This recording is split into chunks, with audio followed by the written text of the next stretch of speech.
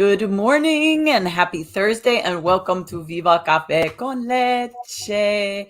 I am the badass Buddha coming to you from the beautiful Northeast where the weather has been absolutely lovely, not so humid, sunny, just fabulous. And I am Lori Monaco, the badass Buddha, teacher, speaker, coach, author, blah, blah, blah.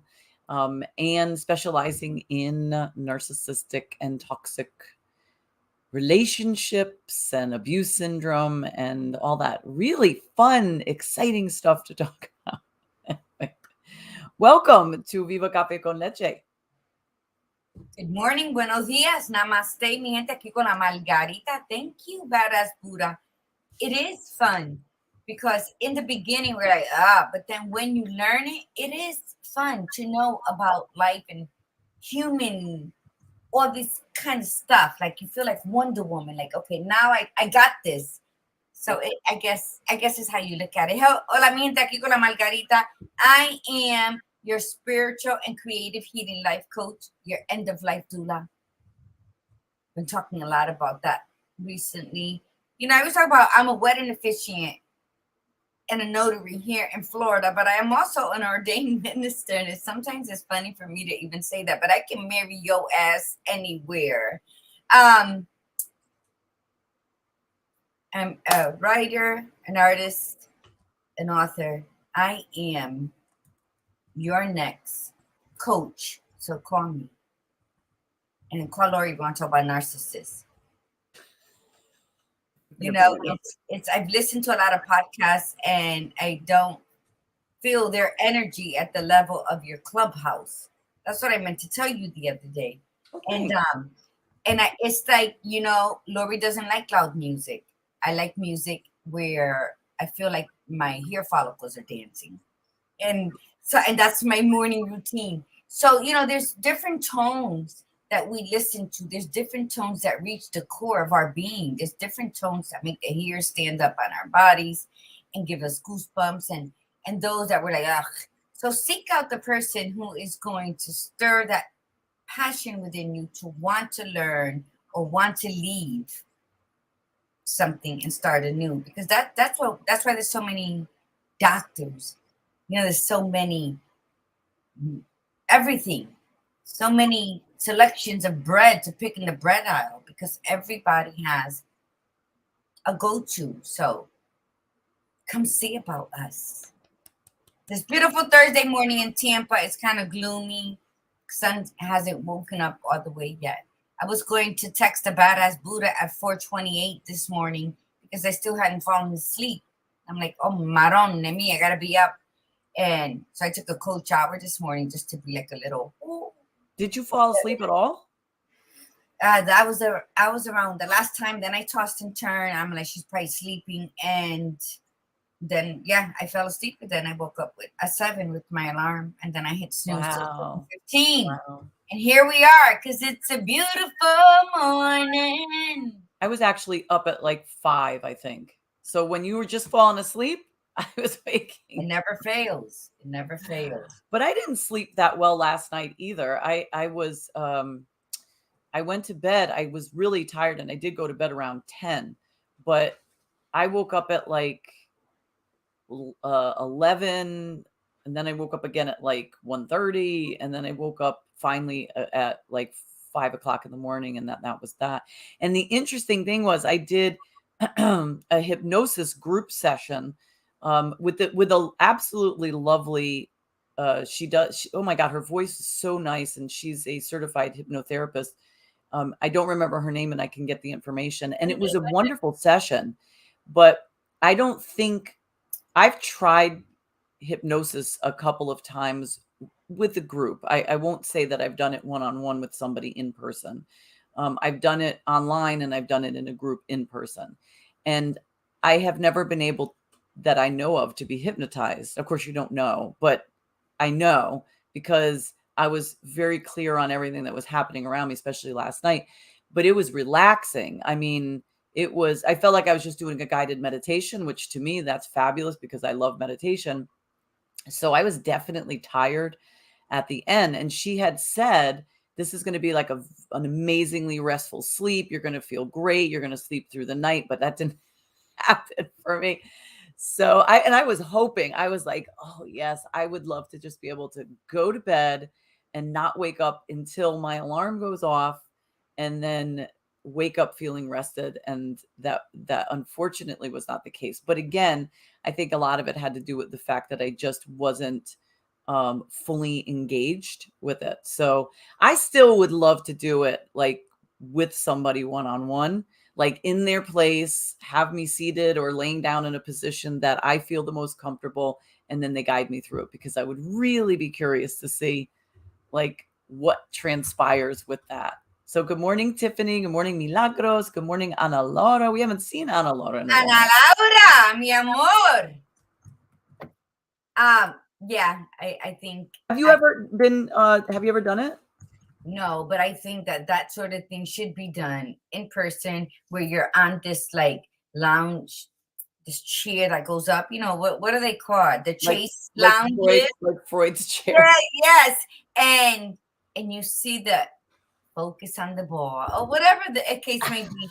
And I think that, to me, that's where I would be convinced that maybe you can hypnotize me, where that would be like, okay. So yeah, I think that I think we should try something at least once.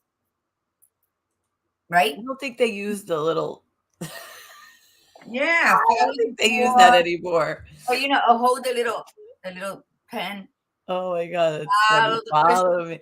Well, they do. They still, there is something with the eyes. Like that is, like, so one of the techniques she had us do was to roll our eyes with our eyes closed, but to roll our eyes really high up into our, like as if we're looking up, and as far as you can go. And it's interesting because of course I'm going as far as I can go, and I could feel the tension in my eyeball, like, or around my eyeball. And in my head, so she's going relax, and in my head I'm going, dang, I need to stretch my eyeball muscles more. Like, this is what I'm thinking, going, oh my God, that hurts. Because really, if you think about it, how often do we really, like, we have 6 muscles around each eyeball, and we don't really stretch them enough, and so of course that's what I was thinking when I'm supposed to be sort of clearing my mind and relaxing. But anyway, so it's funny. I think all of that, but I think me personally would rather do it in person, is what I'm saying. Maybe then that our energies can really dance together in that moment. There's too much white noise through the computer. I don't know. That's just me. Call me old school. I'm generation what? What are we? Generation X? Yep. So yeah, Manny, good morning. Manny. Good morning, Lisa. Edie. So I think the beauty of even anything. Good morning. Good morning. Buenos dias. Right? Even that is a great, it's just, and I'm sleepy. So let's do the mantra. All right. The intention for today, as always, with Viva Cafe con Leche.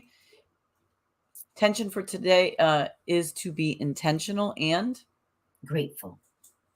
So set your intention for today, whatever that may be. May it be for today, for tomorrow, or for the weekend.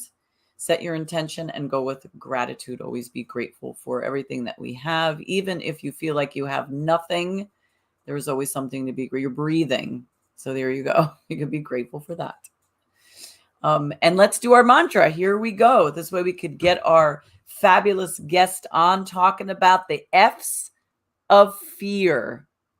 There's a lot of F words like I could use for the word fear. All right. So let's go with our mantra and say it loud, say it proud. Here we go, everyone. I am a disruptor. I am a disruptor. I am unapologetically courageous. I am unapologetically courageous. I am spiritually grounded. I am spiritually grounded. I am magically orgasmic. Ole. And I am beyond authentic. And I keep it real. Very nice. Very nice. Say that mantra every single day, not just when you're on with us. And, do let us know in the chat if you are actually saying it or you're just sitting there. I mean, if like we know Milagros sometimes is at work, so we don't want her to shout it, although she probably wouldn't care if she shouted at what everybody thought. But I would love to see if people are actually saying it while we're doing it. Good morning, Carmen A. Nieves in the house. Carmen and my sister. Good morning, Leanne. Waking up early on the West Coast to join us here today. So good morning. And I believe our guest Jacqueline is also waking up early to join us today. So good morning, Carmen and Leanne. And morning, Carmen. Good morning, Leanne. Carmencita, tú tienes un no sé qué. You gonna keep going? Keep going. No. I like when you sing. I like when you sing in Spanish to us. I would do El Gran Combo and Injustice, so she knows what I'm saying. All right. So let me. So yes, today is the F's in fear, and this really does coincide a little bit with our conversation on Tuesday. Our conversation on Tuesday was the pandemic divorces, but we sort of went a little bit beyond that, and we were talking about not just literal divorces. We started with that conversation, but we went a little bit further, and we were talking about divorcing things that are holding you back and moving forward, and we did talk a little bit about fear. So this is going to be a really good conversation, and not to mention, this is going to be really great for you to go into your weekend with, because Jacqueline is going to give you things to think about. We're all going to give you things to think about, questions to answer, because we'd never like to admit, or sometimes we admit it, but we don't really understand it, how fear really does stop us from moving forward. As much as I hate to admit that I've had a little bit of not even a little bit, a significant bit of stagnation over the last, like, I'd say year and a half. And now I'm actually faced with some very interesting prospects and or opportunities. And the fear factor is kicking in, because some of them would require me to really step out of my comfort zone and do things that, like really big leaps, So a lot of stuff is coming up for me. So this is a prime conversation. And me being a coach, as a coach, you want to actually, say, oh, I've got it all together. So, most of the time, when you're teaching people, I have it together with what I teach people. But the reality is that all of us face things, no matter where we are on our path. And that's the beauty about being real, being raw and genuine, because nobody has their shit together all the time. Even the most, like I even think about like Tony Robbins. There's got to be times when Tony Robbins is like, I'm a little, concerned about this, or, he gets up in the morning and he doesn't really want to do anything. I mean, so. Of course he gets constipated, like all of us do. That's right. It's a human responsibility to go through all the phases of emotions. And I think, that was a good one, though. Yeah. Tony Robbins takes his shit just like every one of us. And sometimes, we're sick. And I think that's how we got to look at what we consider our shortcomings. Is we're not feeling good today, but it's okay. Tomorrow will be better. And it's about just acknowledging where you're at that moment, and then figuring it out tomorrow. Just rest. That's what we fail to do. But you're right. Who's perfect? Nobody. Perfectly imperfect we are. Good morning, Ruthie. Our niece is there.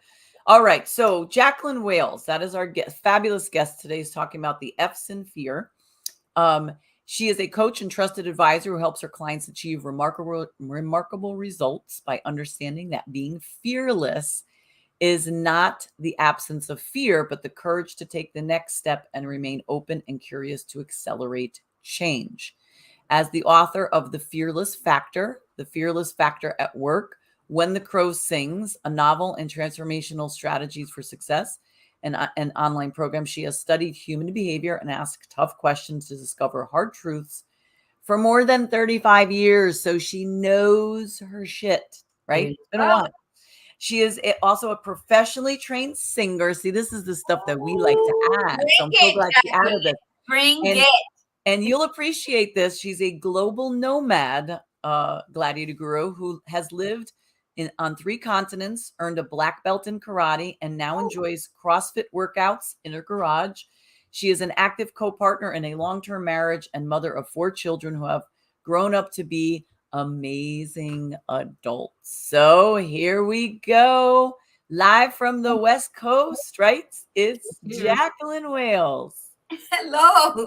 Good morning. Good morning. Nice to be with you. This is the first time I've done a podcast at 5 a.m. Oh, and we're so grateful.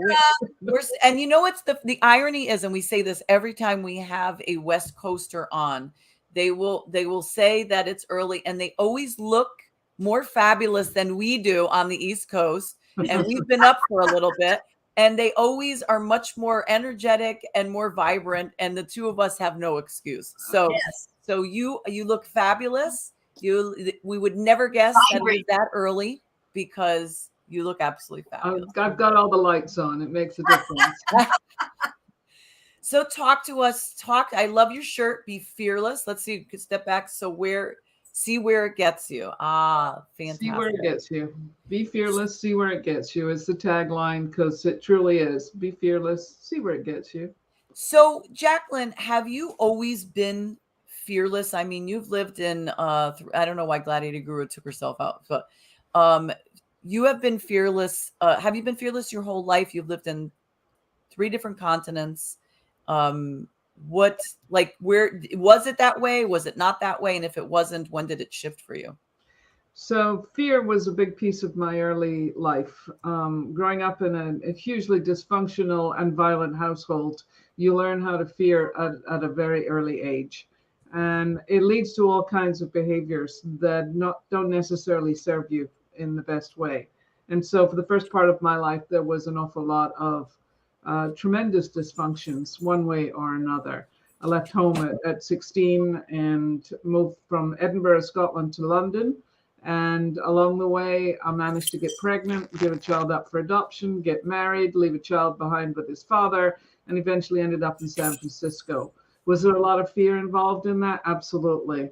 Was there a lot of fear that had to be overcome? Yeah, 100%, because it was resulting in a lot of alcoholism, drug abuse, blah, blah, blah. This is just the first 30 years of my life. So after that, you have to start taking a look. And that happened when I had my 3rd pregnancy, and I decided that I need to get my shit together in order for her to have a decent life. And that one is now 34 years old. So I got my shit together. She's doing great. Okay. So, it was a journey. It was a journey. And so being fearless, as I've said, and you pointed out, it's not the absence of fear. We all have fears. Whenever we're presented with a new situation, and you talked about that, Lori, anything that changes in your life sets up a little bit of an alarm. And now I'm starting to talk about why fear matters to your success, because when the fear shows up, that little alarm, it's the driver for growth. You can either see it as an obstacle, and you can say, ain't going there, it's uncomfortable, I don't know what I'm going to see on the other side of this. But if you push through it, the opportunities and possibilities are endless. And that's really where I come from. And so over, from about 35 years onwards, and, full transparency, I'm 70 years old now. So, I've had a few decades to figure this out. But what I've also realized is that what it took me years to figure out, I now help people figure out in months. And that's, it's all to do with mindset and behavior change, which you guys know very well. So that's kind of, there's a lot more story. And I could sit here all morning and tell you the whole story, but you probably don't want to go there. So tell me what else you'd like to know. Well, what do you think the reason,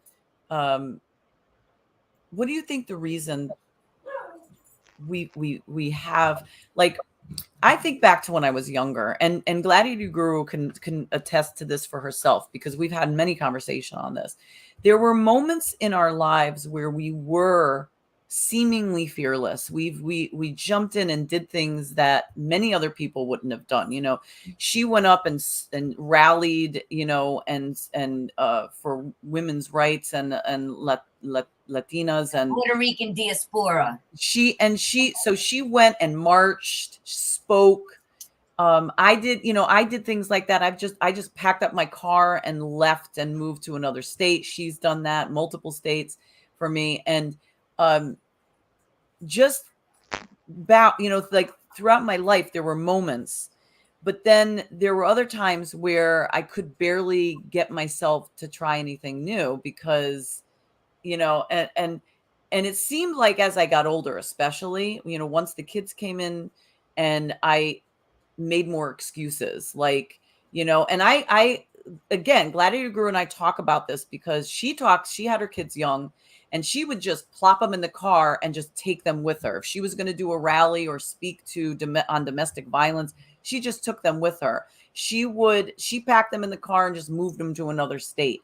And I think about that and I hesitate, because my head starts swarming with, oh my God, but what if, and what if like we get there and we're destitute and blah, blah, blah. So why do you think we see these ups and downs in our lives? Like, what have you come to realize with your research? Yeah, I mean, life is an evolution, and we have to think of it in those terms. We will have moments when you step forward and moments when you step back. The stepping back usually gets into the self-doubt. It's like, can I really do this? Am I capable of doing this? Will I survive? And to your point, of stepping into things, I've done that many times without really knowing what the full outcome of the situation was going to be. But I was willing to, basically throw caution to the wind and try it anyway. But I think you have to see life in terms of the cycles. It really is, and at times feels like a real roller coaster ride, by the way, where 1 minute you can be up and next minute you're down. But the point being is that if you expect life to be in a straight line, forget it. We all know that. If you look at your life, it has been a constant series of peaks and valleys. So when we look at the peaks of our life, what was it about that made it easier for us to go for the peak? What was it about the low stuff that kept us trapped in our heads, usually, and unwilling to move forward? I mean, many times people get into fear because they're future focused in the wrong way. They're future focused on all the things that are going to go wrong, as opposed to all the possibilities that are out there. Now, we've all done that. Well, that might not work. I don't know how that's going to work. I took my kids out of Los Angeles at a certain point when they were real young, and I took them to Paris. And we lived in Paris for 5 years. Now, when I got to Paris, I didn't know where the schools were. I didn't know what the apartment was going to be. I didn't speak the language. And I had put my kids into this. But one of the great gifts that I gave my kids was they were no longer in LA, where they had all the machinations of LA. They were in Paris, where they had independence, they had freedom. And I remember one day putting my youngest daughter, who was then 7, on a public bus to go to school by herself. And people said, "Are you crazy? You're going to send her to school on a public bus by herself? She's 7 years old." And I was like, "Yeah, she can figure it out. She knows where to get off. That's great. She walk around the corner, there's the school." I don't think I could have done it at 7. And she figured it out. One day she was sitting there reading a book on the bus, and this woman who clearly traveled the same time as she did, she was about to miss her stop. She went off. So, there's a piece here about we have to trust. We have to trust that we can handle whatever it is that's coming our way. And that's a huge one for a lot of people. We don't trust ourselves, and we certainly don't trust a lot of other people to do what's right for us. So you have to have a certain amount of faith in this process in order for it to come about. And of course, there's a lot more to it. Our fears start way back when, and that's all this negative thinking that's in your head. And I guarantee you, 9 times out of 10, that negative thinking in your head, you didn't start it. Somebody else did. Yeah. Yeah. Well, and I mean, I think about that, and I think about the fact that those moments where I was really brave and courageous, you know, that was completely me, because it wasn't, you know, my mother and father are phenomenal people, but they've never been like, I've never known them to be very courageous, except, well, my dad a little bit. My dad had moments of that, but he always had that little hesitation. You know, he was an inventor. Like, he invented some really cool products, and he actually did get patents on a couple of them. But he wasn't a good business guy, so he couldn't figure out how to go further into the step, you know. And my mom was always very hesitant, like not very supportive of that, you know. And I remember when I would take those chances, when I would step up, the conversation from my mother would be a lot of resistance, and I did it anyway. You know, like I did it anyway. I mean, I remember having conversation with my parents saying, I'm leaving, I'm going to Florida. And they're like, I don't think it's a good idea. And blah, blah, blah. And I went anyway. But I don't know if those seeds were planted, you know, and they could have been, where then that hesitation comes into play, because then, I mean, I was different. I was in my 20s. I had no kids. It's like, I knew my resilience. I knew it's like, screw it. I could just get any old job and pay the rent. I'll figure it out. But now it's like, okay, but now I'm coming from that age that they were when they told me this, and I've got kids and I've got this. So I'm loving the conversation, because this is so necessary for this moment in my life. It's, More than you know, but yeah, so keep going. Like, what, I don't know, Gladiator Guru, what do you have? yes, any I do. questions? Okay. Jacqueline, your story that you began with was powerful, and I thank you for that. But you speak about your childhood trauma. At what age did you realize fear? Probably around the age of 3, when I was hiding under the table when my father came home drunk, knowing that he was in a mood and we better get out of the way. And in my book, When the Crow Sings, I write about that scene where I'm under the table and hiding. There's a tablecloth over the table. And so here's my brother and I under the table. And he gets really worked up, and he drags us out from under the table. So, you know, there was a lot of those scenes in my early part of my life. And, you know, when people say to me, where did you learn you're fearless? I didn't realize it until afterwards, after my mother died, that she had been pretty fearless in her own way. Now, she suffered a lot of abuse at the hands of this man, my father.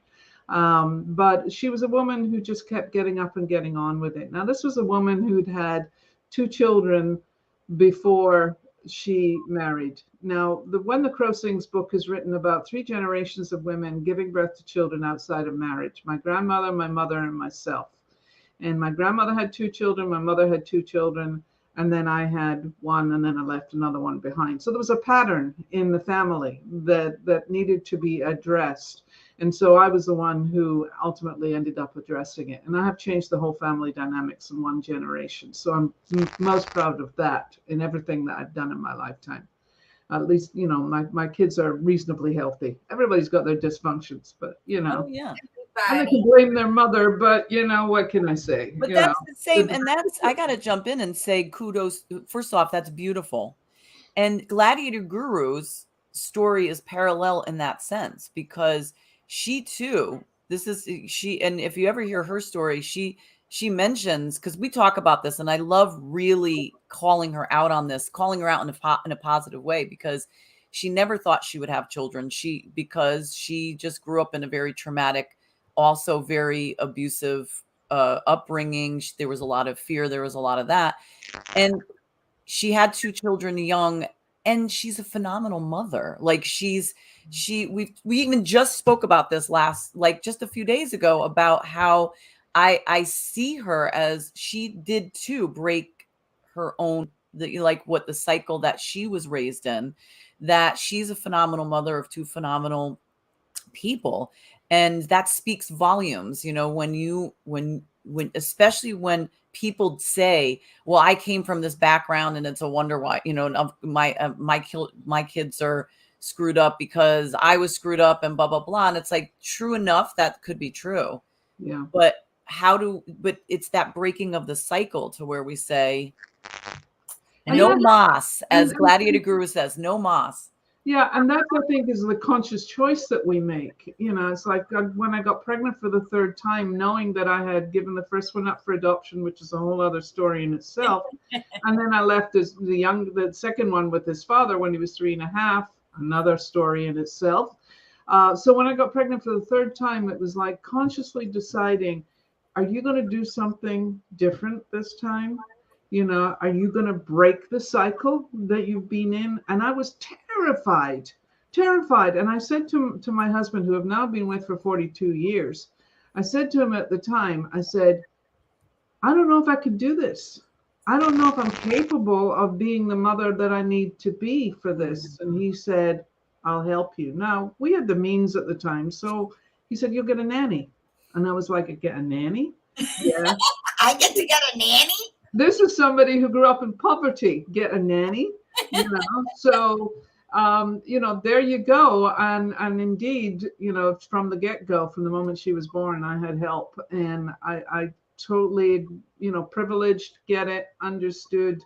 But I definitely made a difference for me, because if I'd been left to my own devices, there was a lot going on. I mean, I was in AA for 5 years. I thought I was an alcoholic like my father, until I realized it wasn't about my drinking, it was about my thinking and breaking cycles. I love that.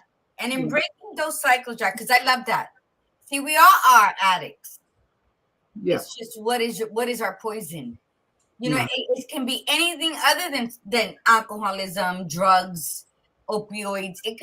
There's so much more addictions to that, but I love that. Say it again. You weren't it wasn't about your drinking. It wasn't about the drinking, it was about the thinking. I love that. We call it stinking thinking in AA.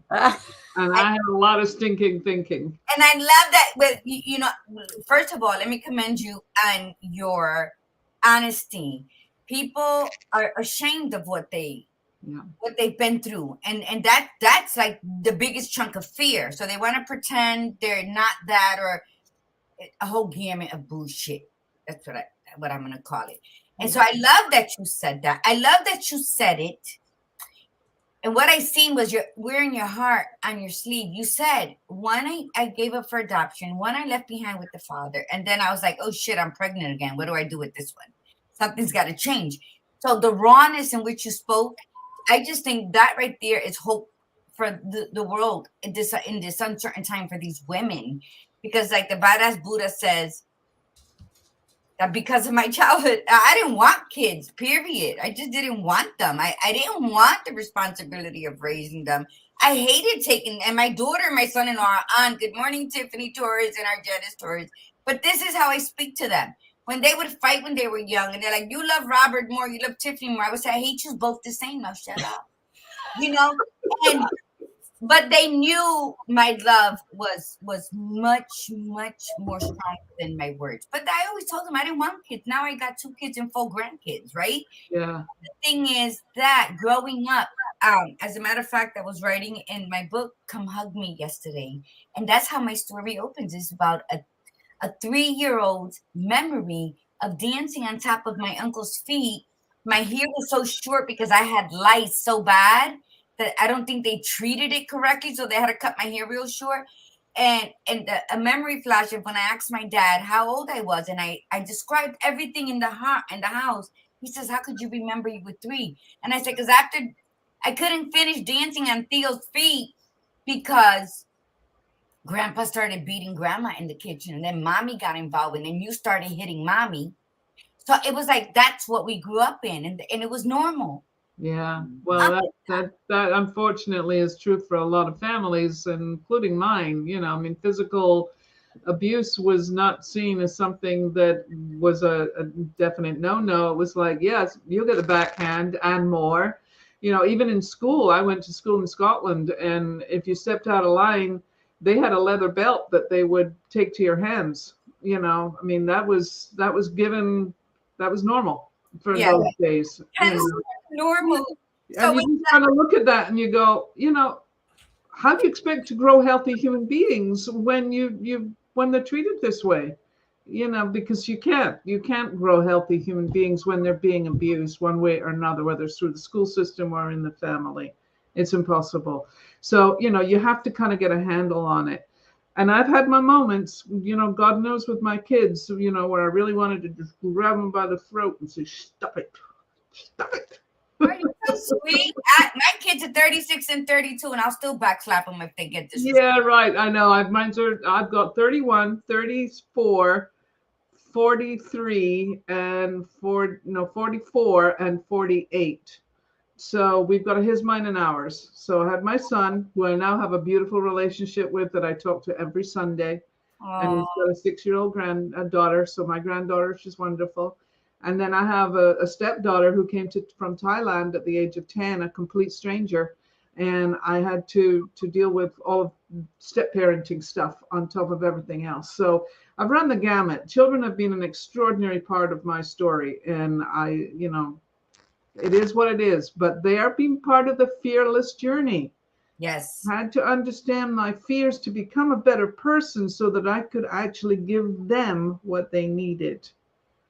And with truth, with walking in your truth. That's the only way to overcome your fears. Yes. Because that's when you don't give a shit about other people's opinions, because a lot of those fears are that. Now, I have a question for you. During all of that,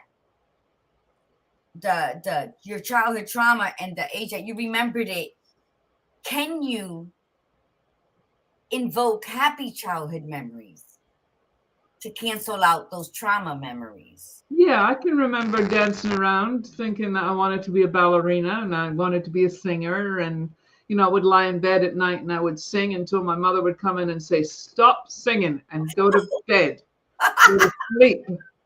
I literally would lie in bed and sing at night, and as you mentioned, I'm a professionally trained singer, but I didn't discover how to really sing until I was in my 40s. I didn't start writing until I was in my 40s.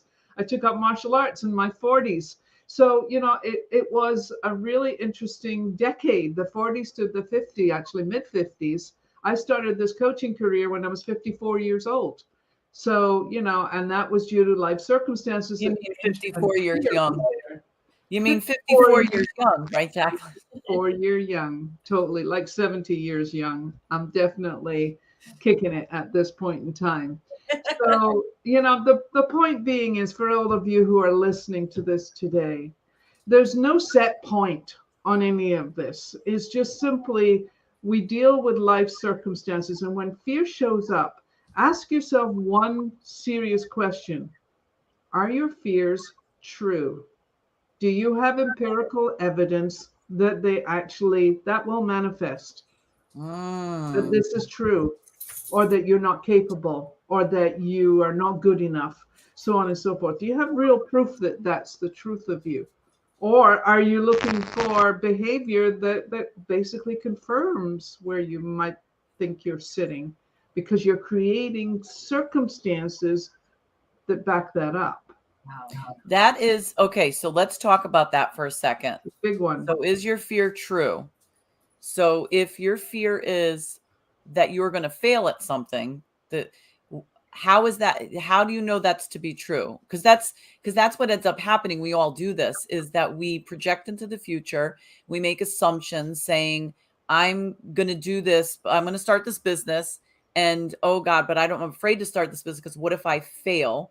And then you're asking us to say to ourselves, how do we know that's even true? How do we know that if you're saying that you're going to fail, so you're afraid to even try, how do you even know that that is a true statement that you're going to fail? And if it is, and if you do fail, what would you do with that information? Because that's the other piece. And that's right. That's when you're looking towards fearlessness, or walking into the fear anyway, you have to say, well, even if I did fail, what would I do about it?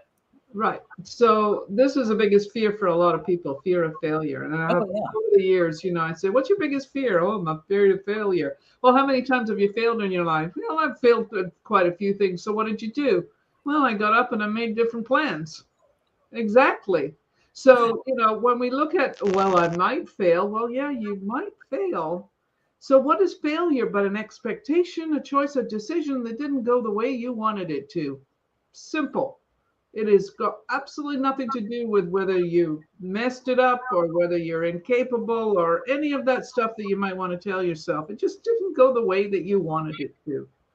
So what do? One word, next. Next. That's what it is. So yeah, you move across the country and you find out, like, I've done too, and you find out that wasn't a good move. I mean, I moved out of London and I went to have an affair with a guy in San Diego. It lasted about 3 weeks, and suddenly you're like, okay, this is not Next. going to work. So you get in the car, you drive to San Francisco, you know nobody, and somebody gives you a name of somebody, and you go check them out, and suddenly you're like, well, I got to figure out a job, but I'm not supposed to be here because I'm an illegal alien. So um, you got to go find a job. So you find a job, and then the next thing you find yourself an apartment, and you get rid of the car that got you from San Diego to San Francisco, and then you run into your partner that you've been with for 42 years. So That's incredible. that's the things that we do. Next. Next. Okay, so that's fear of failure. What about because I've had both of these, and probably this one more so than anything. What about the fear of success? Well, that's the double-edged sword there, right? And I see that also in my work. The fear of success. What if I succeed? My life is going to change. Well, yeah, it will, and hopefully for the better. So what's the fear of success? Is that, again, am I good enough to meet that success? Am I capable of handling that success? And when my life changes because of that success, is it really going to feel good? I don't know. I have no idea. But when you hold yourself back from reaching far out, and I just did it myself over the last 2 years, I swung for the fences. I created a brilliant online program that's there to help people develop self-awareness and get them connecting to the obstacles that are holding them back. It's very detailed. I took all of the content for 12 years and I put it all online with working with an instructional designer. I rebranded. I did all kinds of stuff in this last 2 years, and it cost a fortune, a fortune. And I went into debt big time because of it. And the work wasn't coming, but I was still creating. Was I fearful that I was definitely hanging myself out to dry here? Yes, absolutely. But I'm satisfied at this point that it was an investment worth making, and full transparency, I went bankrupt in the process. So you look at that and most people go, oh my God, isn't that horrible? It's like, Next. next. Next. I'm in a new chapter. How exciting is that? It's like, let's do something else now. At least I learned a lot. That's really inspirational, because I think you're hitting all the fears, because people have fear of moving forward, changing jobs, moving to a different place, losing money. Like everybody says, oh my God, I don't want to take that chance, because if I lose the money, I don't want to take that. What if I have to go bankrupt? And you're basically saying, Okay. everything is figure outable. Marie Forleo always says that, but you're basically saying it doesn't matter, because if you go here, the only place, then you go up, you just go back up, and it's your choice. Yeah. And that's the key issue there is choice. Yeah. You always have a choice. And when people say, I don't have a choice, well, you just made a choice by saying you don't have a choice. Yes, exactly. Thank you. I despise when people say that. I heard it during the pandemic. I heard it during the vaccine. Well, I didn't have a choice. Well, then take that shit somewhere else. Because I have a choice not to listen to you say you didn't have a choice. You were forced to do something. Because then we're not carrying the same strength of a woman to say, I just wanted it because, or I did it because, but to say I didn't have a choice takes so much power away from the individual. Yeah. And it's like putting extra salt in my food when I hear that. So yeah. Yeah. Well, and people do that. I don't want to hear it. All right. People say that I don't have a choice purposefully to take away their power, so then have to be accountable to it.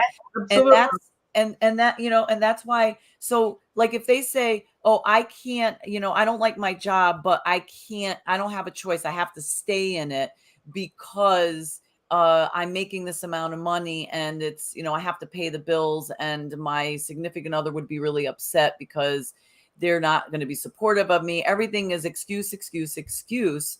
And I'm not making light of it. I'm not trying to make somebody feel bad.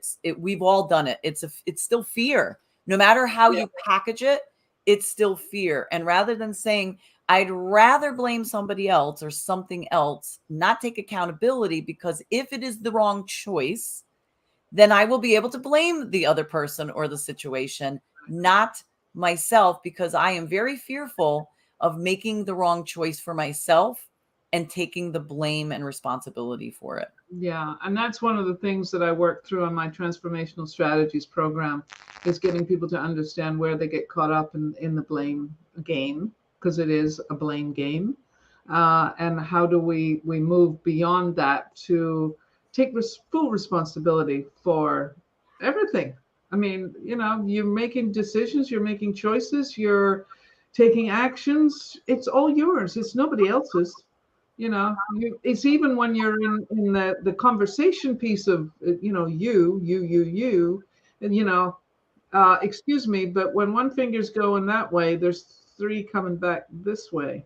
So, you know, you have to really be willing to take a hard look at yourself. Mm-hmm. And that's a challenge for a lot of people. I mean, I'm doing a pilot program on the transformational strategies right now. I've got 17 people on this program. How many of them are really committed to doing all the work necessary to really do that open, honest, self-reflective work? I would say probably about 7 or 8 of them. Yeah, I was going to say maybe half. The rest of them are either vanishing in the mist or they're excuses. And I call that excusitis. We suffer from excusitis. And, you know, you can make up all excuses in the world for whatever it is, but ultimately it comes down to your choices, your responsibilities, and how you're going to be taking care of the actions that are necessary to keep you moving forward. And you can sit still and be stuck. Your choice. And, you know, and a lot of people need to hear that. And sometimes I need to go back and down and travel down yesteryear to my dad. My dad was, you know, an alcoholic. He did drugs on the weekends, and he was very organized and very violent towards my mom. Never hit us, but he Did was. you say he did drugs on the weekend? He was very organized. That's why I was smiling. I was like, a functioning organization. The functioning addict. He rode his bike to and from work Monday through Friday, but he drank Monday through Friday. On the weekend, we didn't find him because he never wanted us to see him in that inebriated state. We all drank together when we got older, so we seen him drunk all the time, but not in the other way. But, you know, in my book about my dad, he's called El Jardinero de mis raíces, because the book is about him being the gardener of our roots. Now I have brothers from different mothers, and then I have, you know, my sisters from my mom that were my dad's kids, were his only daughters. But all my other siblings are male, and we all get along great. So when we gather, he passed 15 years ago. But we gather and we say, even in his state of fear, because I said my dad could confront the devil himself and fight him, but he could not face his reflection in the mirror. But that little seeds he planted within us, and the one main one that I love is he always told us, never lie to yourself. And that has grown into our adulthood. And So, and I think that's what it is. When we lie to ourselves, it's so easy to make excuses. When we have grown so used to our lies that it's like second nature, we can say, I had no choice, or I can't do this because I don't want to offend nobody. And I think that's the biggest excuse because if I'm going to say something that I believe, I don't care if Jacqueline gets offended. I don't care if the badass gets offended because I am speaking my truth. And it's not everybody. I'm not for everybody, but I'm always for me. And I think that is also a big excuse why we hold back from speaking our truth, walking in our truth, and living in our truth. Is because how other people might see it, what they may think about it. And I think, how do you fully live? So Yeah. that's why I honor you the way you opened up your story. I gave one up for adoption. I left one with the father, and then I got pregnant again. And I said, and you didn't care who all these people were. My son-in-law is the one that asked you, what do you mean by that? And I think that's what we need to do. And the excuses come because we are lying to ourselves. Well, I think so much of it is buried in shame. Brene Brown talks about shame a I lot, agree. vulnerability. And, what I've learned over the years is that, any shame I might have had about my behavior in the early part of my life is simply part of the fabric of the story that has become me at this point. But, you bring up an important point, which is really all about, if we're looking at truth, what are the stories you're telling yourself? And when you hold up the narrative of the story you're telling yourself about who you think you are, then you have to really analyze that. And again, looking for the truth. Is it true? Do you have evidence that you're really a worthless piece of shit, which is where a lot of people are coming from, frankly. Yes. So, most of the time that's a complete lie. And so you have to change the story. You have to change the story, which is what all three of us have done over our lifetimes. We've changed the story of who we think we are. And again, I keep alluding to my program, but it really there's three questions that are in that program, which is who are you, where do you want to go, and what is it that's getting in the way? And I help people to really unpack all of that so they have a very clear picture. It's called transformational for a reason, because if you do the program at the end of the program, you have a pretty good idea of who you are, where you want to go, and what is it that's getting in the way. And that for me is the gift we give ourselves. But too many people are afraid to give themselves that gift. Yes. I Because agree they with you. might find out that what they think about themselves is true, but 9 times out of 10, and I would maybe say 10 out of 10, it's definitely not the truth of who you are.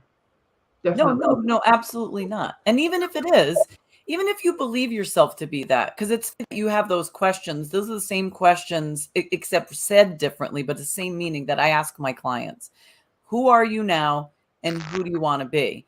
And when you think about, you have to still be truthful, whether you're answering your questions or mine. It's the same question, just asked differently. Yeah. Is who am I now? You got to be truthful. And if you're looking at that paper going, I don't like that part, it's like you could change it. You could change it. So if you say, I'm fearful. I'm a fearful person. I'm afraid to take chances. That is who you are now. The question is, do you choose to remain that person? And you're going beyond it saying, why? Like, why are you this way? What is getting in your way? I love going on a business, like when I go to business coaching calls with, like coaches, whether it's group one-on-one or whatever, but especially the group. And they ask the question, they always say, what's getting in your way of you moving forward in your business? What's holding you back? What are the challenges we need to work on? And mine is always the same answer. Like people are going, oh, well, it's my social media, it's this and that. And I'm going, it's me. Like it's me. And I laugh because everybody has all these, well, I can't do this. And I'm like, no, mine is me. Like it is my social media. It's this, it's that, but it's me.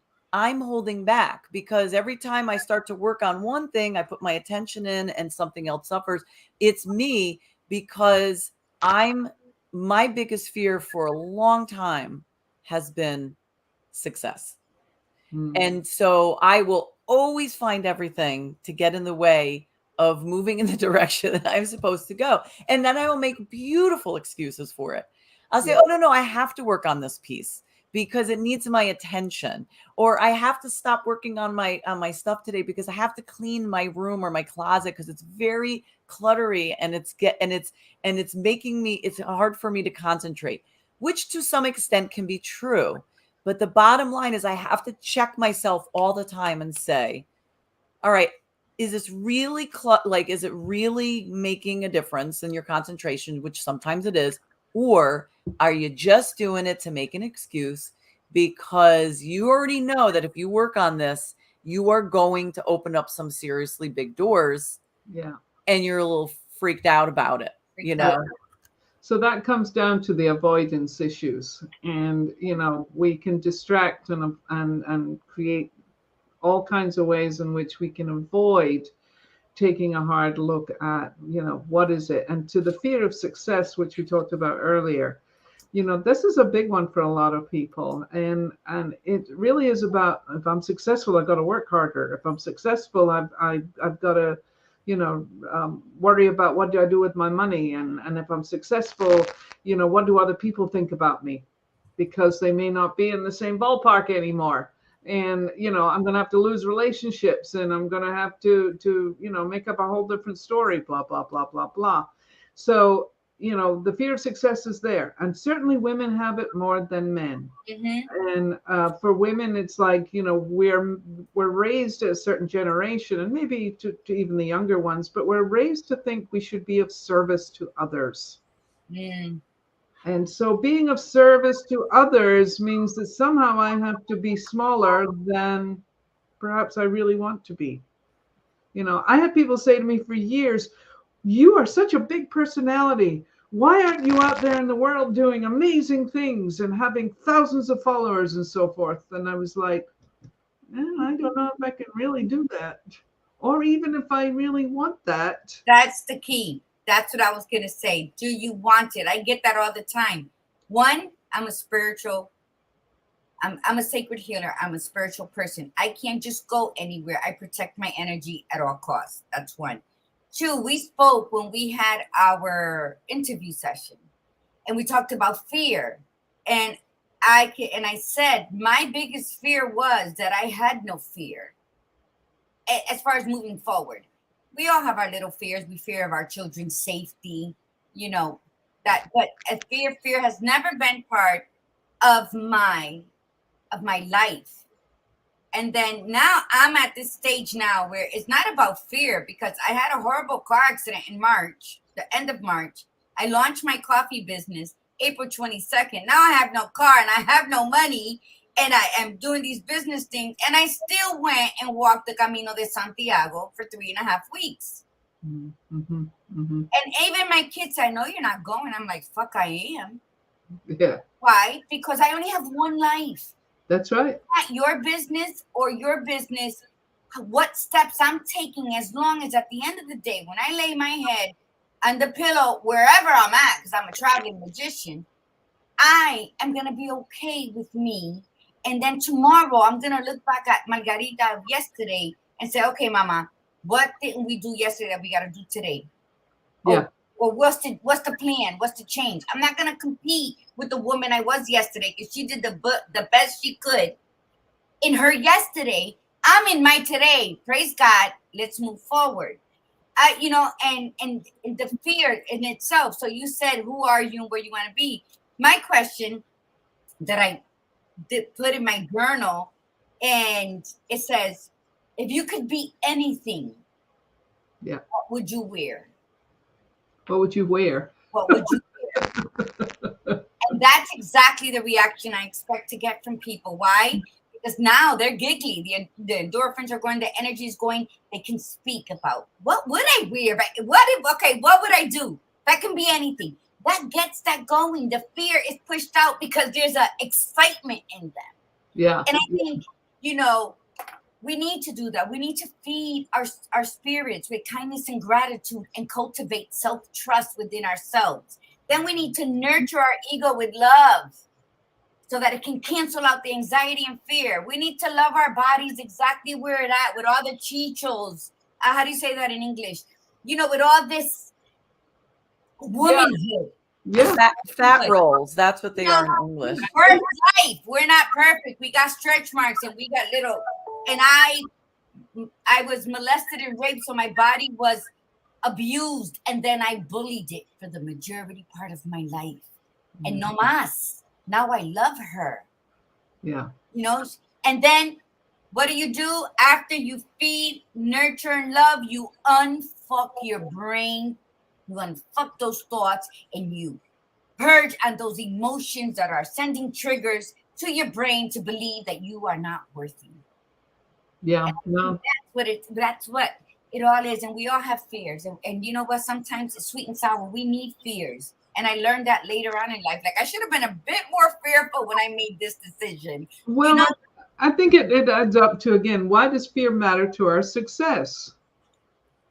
Think about that for a moment. Why does fear matter to your success? Your fear alarm goes off and you look at it and you go, oh, I don't want to go there. But then again, you think, what would happen if I did go there? What happens if I really do take that risk and shoot for the moon? There's always a choice. There's always a choice. You know, I think about that. I think about that in terms of animals, you know, because we always tote ourselves as humans to be these advanced creatures, which we are, but we also get in our own damn way because of that advanced brain of ours. But like I have you know, on my house, I have the Ring, you know, security system, and I get these notifications of like people showing if there's a bear, you know, that popped up on the screen, you know, and they show, oh, there's a bear 2 miles from your house or whatever. And I get a kick out of watching them just because I love the animals, right? And I'm looking at the bear going, it's just walking through the neighborhood, looking at the garbage. And I think to myself, whether it's a bear or a deer, they will attempt to do what they want to do because they want to do it. And even if a deer, because the deer is more fearful, even if they're a little fearful, they'll do it. They'll try it anyway. And then when they realize, okay, this isn't a good idea, change direction, and I'm going to make a different choice, and I'm out of here. Yet we sit there and we stand like away from that garbage can, and we're going, should I go look at the garbage can? Should I go in that neighborhood? Well, let me think about this for a moment. And then a moment turns into a week, and then a month, and then months, and then a year, because we're sitting here thinking about the possibilities rather than just, and then the other person's looking at you next to you going, I'm just going to go to the garbage can. Like, I'm just going to go walk in the neighborhood. You stay here and think about it. And I'm just going to go. Yeah. And I think about it in terms of animals all the time. Like, I see this pack of bears contemplating like humans would. Should we go? Like, should we walk across there? Should we go to the garbage can? And then the other bear's looking at them, like one bear's looking at all of them going, you know what? I'm just going to go. Like, I'm going to do it. And comes back like eating a leftover hot dog while the others are still talking about it. And they're looking at it going, the problem with human beings is we overthink everything. And, you know, the animals don't have those kind of brains. You know, they're not making those kind of decisions for themselves. They're following their instincts. And a lot of it is really about, you know, I certainly think for myself, a lot of it was the intuitive side. What do you think will work? And tapping into that intuition. But I want to go back to something Margarita said earlier about, you know, the self and the truth and so forth. One of the biggest pieces that we can give ourselves, one of the greatest gifts we can give ourselves, is self-forgiveness, self-compassion. And I think that's another big one for a lot of why we get into fear, because we're beating ourselves up. We literally violate our own values. We violate our own sense of who we think we are. We violate the existence that we're living. And, you know, I tend to think of myself as a spiritual individual too. And I say our own reality is this moment, right this moment. What we talked about, you know, even 2 minutes ago is already gone, and I couldn't tell you what it was that I said. What's going to happen in two minutes from now? Who the hell knows? You know, you're probably going to say the show's over. We're done. Thank you very much for coming. Bye-bye. You know, there is this moment here. This is our reality. This is the only one we can tangibly touch. Yeah. Everything else is a product of the mind. And my moments con Margarita that I started in January 2017, that was the premise of it. Own your now and live in your moment. Yeah. Because that is all we have. Be And present. Be present. You have to be present. It is the only thing we own in this world is where we are at this moment. That's right. Not own yesterday, nor tomorrow, nor an hour from now. And tomorrow's not guaranteed. Yeah. Correct. So, and I think when we believe that, we will enjoy life. We will live our purpose. We will get the most of why we are breathing right now. That's it's to right. be present. It's to own your now and live in your moment and show up for who you are, where you are, ahora, now. Yeah. Somebody posted about being your own worst enemy, and I say, here's the deal: learn how to become your own best friend. Best friend. I love me. I do this every morning. Good morning, Margarita. I love you. We're gonna have a great day today. So let's let go of everything else. I do it every morning. Yeah, it's great, and that's a gift. That's definitely a gift. I am my best friend. I can walk in anywhere, and that's why I learned how to protect myself. Yeah, that's great. That's great. Well, thank you so much. And thank you for staying on for a few extra minutes, Jacqueline. We really appreciate it. You can start, you have a long day now today. You can choose to do whatever you want since it's still early over there. And it's time for coffee. That's what I say. It's time for coffee. Your insight and wisdom have really been appreciated. You're such a beautiful, beautiful soul. You could see it through you. You're a very glowing type of person, and it's not just the lights on in your room right now. And we really are honored that you came onto the show and spoke your truth and enlightened all of us. And we encourage the tribe to check out Jacqueline on her website. That should get you to everywhere you need to go with her. We also did post in the comments with clickable links where to connect with her. And we just thank you so much for being here today. We really, really enjoyed it. And by the way, when people go to the website, there's something there. There's a download called The Inner Game, and it's about limiting beliefs. And so for anyone interested, go download it and do the work on it. It's a 20-page PDF, and it's all about limited beliefs. And that's for free. That's a free download. That's for free. Come on now, you can't. You have to do the work. That's the only trick. That's the only thing is no matter what in your growth in your life, you have to do the work. So if that's the part that you're stumping on, then that's the part that you need to work on, but this is the free gift that she's giving. So please check it out. And thank you, ladies, for having me this morning. Thank you thank you. Thank you for ruffling my feathers and reminding me of shit that I got to get done. Yes. Good luck. And with that, everybody, thanks for coming on today. So have an absolutely fabulous weekend. We'll see you again on Tuesday. And from the Badass Buddha, remember, be you, be real, and be extraordinary. And from the Gladiator Guru, mi gente, remember to breathe in the beauty and breathe out the bullshit. Namaste. Namaste. And from Jack.